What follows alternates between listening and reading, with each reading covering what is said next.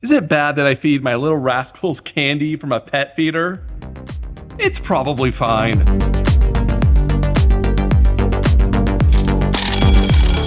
You know when you're trying to do something, but you have to learn a few things first, and those things you end up learning are extremely valuable? Yeah, that happened to me recently setting up automations. So I wanted to set up an automation that would let out a little bit of candy for my kids if they completed a game or a task, like a chore or something.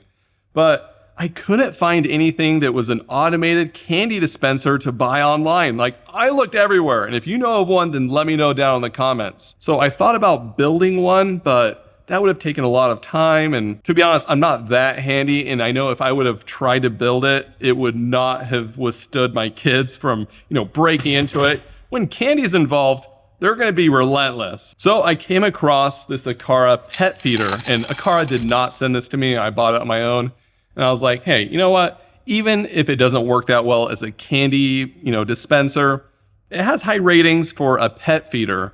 And after trying it out, I can see why. This thing is awesome. Like, I don't know if I would have bought it for Luna just to begin with. I think we're gonna buy another one of these just for Luna because it works so well. It uses Zigbee and it connects straight to Home Assistant. Plug it in for power, there's batteries for backup, so if the power went out, your pet would still be fed. This thing is awesome. There is a little quirk about it though when it's in Home Assistant. So there's two different modes. One is manual, the other is scheduled. Scheduled doesn't really work. You're just gonna have to manually create some kind of schedule. But this was really weird. Every night it was just letting out candy. My kids would wake up and be like, Dad, thanks for giving us candy and we're so happy. And I was like, what? I didn't do that. What's going on?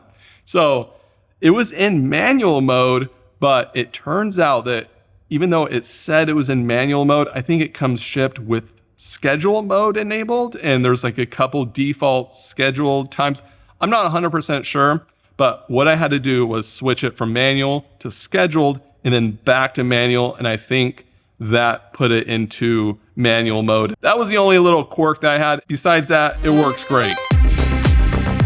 Another automation I wanted to create was turn on all the lights in this main area. And then for my daughter to turn off all the lights is like a game.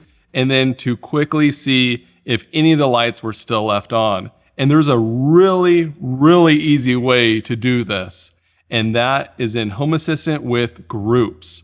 So groups used to be a little cumbersome. Like you'd have to write some YAML code and there wasn't a whole lot you could do with it besides treat it like kind of like a sensor, like the group was on or off, and it was useful. But now, ever since about a year ago, you can create groups in the UI, and it's way better because you can add like a bunch of lights like I did here in this main area, and you can actually control it. So I have all the lights right here in a group, and you can turn it on and off.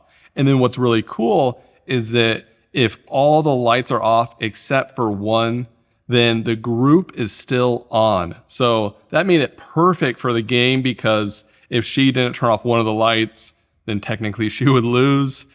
But this would work great, like say at night, if one of the lights got left on and you had a group and you had that on a dashboard or something, you could see that one of the lights was still on and you wouldn't need a little icon for every single light. You'd only need one icon for that group. So I think I'm gonna be using groups a lot more because it's a fast way to control devices and a really quick way to see if any devices were left on. So another automation I wanted to set up was automatically playing a kids show on the TV without me having to do anything. And it's really easy to do with the Apple TV and Home Assistant.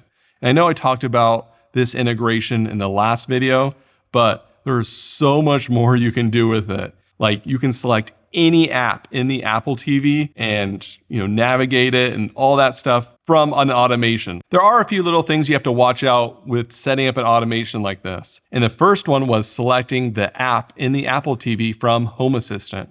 So I selected the service media player select source, and that seemed like the right one to choose. And I chose our Apple TV as the entity, and it did not work. And I was like, what the heck? Everything seems like it's working fine. It should work. And then I switched it to the device instead of the entity, and then it worked. So I'm not really sure why sometimes it needs to be the device and not the entity, or the other way around. I know that a device can have multiple entities like sensors and everything, but why would it give me the option for either one and only one of them work? So if any of you guys know the answer to that, like which one you should choose if you have both options, then let me know down in the comments. I'm really curious to hear. Now, the most difficult thing when setting up an automation like this to automatically start playing a kids show is to know where the cursor is right when you enter the app. And so what I like to do is go back a bunch of times and pretty much exit out of the app and then re-enter it. And that way I know where the cursor should be, because if I just start moving the cursor around, it could be in many different areas. And when you're setting this up, you'll figure this out. Like, it seems like it's working, and then you show it off to a family member and you're like, hey, look how cool this is. But you had it start in a different spot, and then it's selecting something weird and going crazy in the menu, and you're trying to stop it. Yeah, that happened to me a bunch. So what you need to do is go to like all the way over to the left, to the side, and then go all the way up to the profile or wherever you want to go. And then you know you're in the right spot, and then you can go from there. So have the commands click left like a bunch of times and up a bunch of times, and then you'll know where you're starting, and then you can go from there. So that's the key, is getting to that spot. After that, it's pretty easy because it's the same commands usually every single time. And I love setting up something like this because of how challenging it is. So another automation I wanted to set up was turn on a random smart light in our house. And I know that sounds like a really mean prank that you would want to play on someone, but it can actually be useful. The reason that I was using it was turning on a random light pink for my daughter to find around our house, and then moving that and having her search for it. It was a lot of fun, and she actually loves that game. But the way it could be useful is to randomize your lights at night to make it seem like someone was home. And it only takes one line of code to make this happen. All you need to do is make a list of the lights that you're using, and I'm using the device, and then it just picks a random light out of that and turns it on. I also added another action to turn off all the lights in that group before it runs, and that kind of resets it. And so all the lights will turn off, and then another one will turn on. So if you were gonna set this up to make it look like someone was home, I wouldn't turn on just one random light. I would do it for multiple rooms or areas of your house where you had different lights to rotate through. So I would add that line of code multiple times for the different areas, and then it would be pretty convincing that someone was home. Now, this next thing is a little more advanced, but I thought it was pretty sweet, so I wanted to share it with you guys. And it's calling different scripts dynamically using a variable. And I'm using this so that when my daughter knocks on my door, it will trigger different automations while I'm working to kind of distract her, to turn on the TV, play different games or whatever. And to do this, it's only one line of code. It's just one action. All I'm doing is calling a script. I have script.distraction _ and then the variable name. So that variable is just a number. It starts off as 0. And so the first time it runs, it will run the script distraction _ 0. And then after that, the next action increases that counter. It will just keep doing that every time she knocks on the door.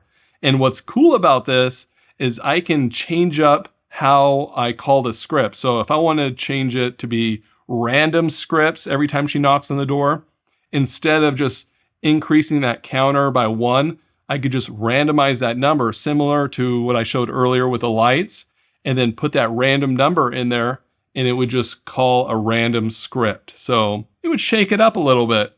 So I love how this works, and I didn't know you could do that, putting a variable in the script name when you call it, and maybe you did, but I thought it was pretty cool. All right, that about does it. Looks like Allie's home, so I need to go help her with some stuff. And did you copy my shirt? No. We're wearing the same color.